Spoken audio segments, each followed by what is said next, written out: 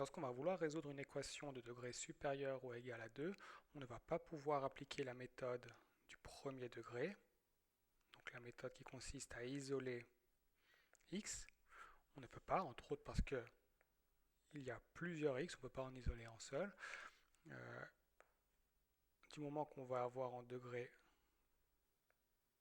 plus grand ou égal à 2, on va devoir utiliser le principe d'équivalence des équations produits. Donc dit autrement, il faut transformer notre équation en une équation produit. Ici, si on regarde le degré de cette équation, il est de 3, puisque la plus grande puissance de x qui apparaît est 3. Donc on doit transformer cette équation en une équation produit. Et pour le faire, on va d'abord tout passer à gauche, tout mettre, enfin s'arranger pour qu'on ait égal à 0. Donc pour ça, on va faire moins 5x au carré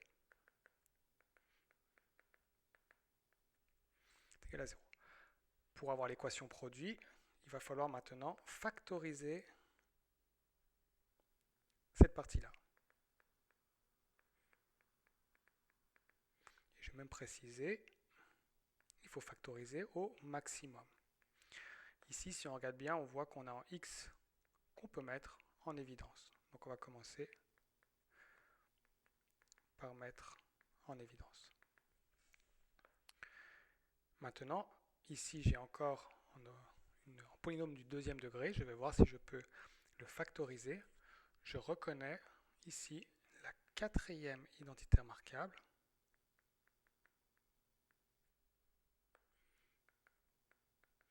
Donc x-7 fois x-3 est égal à 0.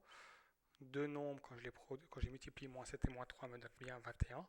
Et quand j'additionne moins 7 et moins 3, ça me donne moins 10. Maintenant, j'ai bien une équation produit. J'ai même mieux que ça, j'ai une équation produit et avec un produit qui est factorisé au maximum. Je peux donc appliquer le principe d'équivalence des équations produits qui va me dire que si j'ai trois choses qui sont multipliées, x, x-7 et x-3, si un des trois est égal à 0, alors j'obtiens une solution de l'équation. Donc mon premier cas, c'est que x va 0, donc x vaut 0 bien sûr quand x vaut 0.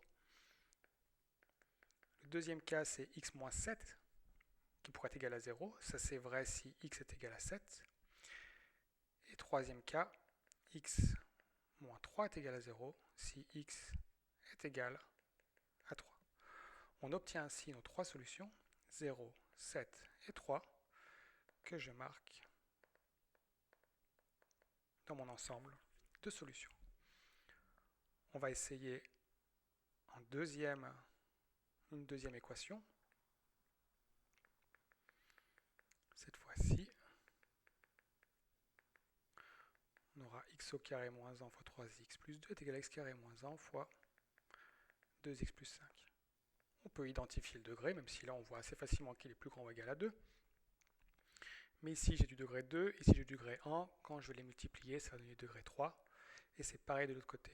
Donc ici, de nouveau, j'ai du degré 3.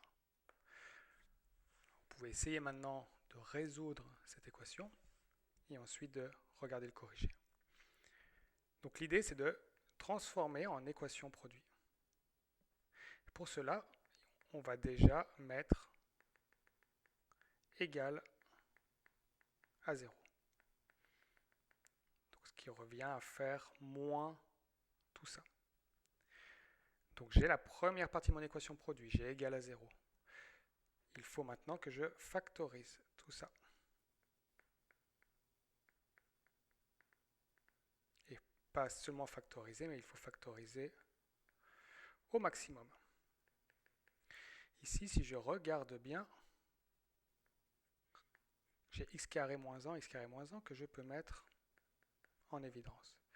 Dans mon grand crochet, il restera 3x moins 2, 2x moins 5 et moins. 3x plus 2 moins 2x plus 5 égale à 0. Je vais réduire dans la parenthèse. Je rappelle que le moins ici se distribue, donc ça va faire 3x moins 2x, ça va faire x, et 2 moins 5, ce qui va faire moins 3.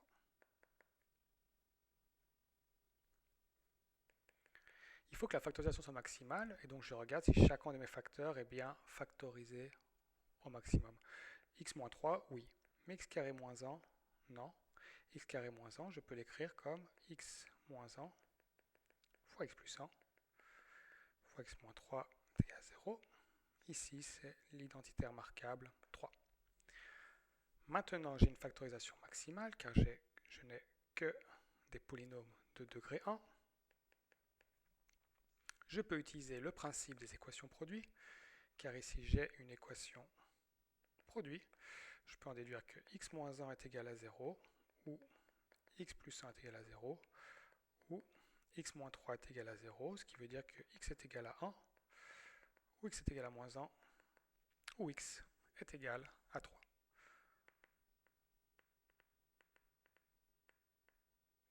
Mon ensemble de solutions est donc 1, moins 1,